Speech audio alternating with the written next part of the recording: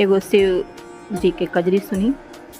शिव जी के लागल समधिया हो, देखत खिसियाई गईल गौरा।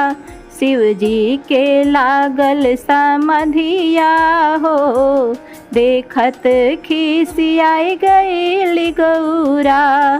बेरा कुबेरा शिव के तनिक ना बुझाला, बेरा कुबेरा शिव के तनिक ना बुझाला।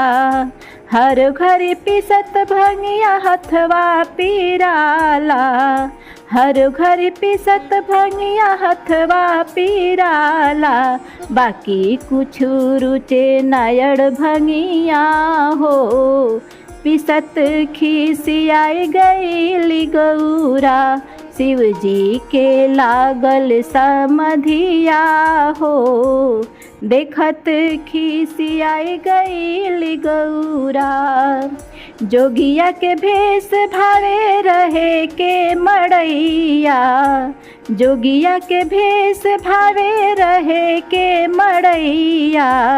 घमवा पहाड़े ऊंच निकट चढ़ैया, धमवा पहाड़े ऊंच बिकट चढ़ैया।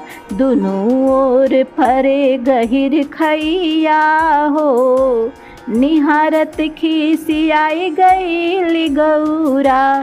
शिव जी के लागल समधिया हो, देखत खिसियाई गईल गौरा। सावन महीना पावन धाम भीड़ भारी, सावन महीना पावन धाम भीड़ भारी।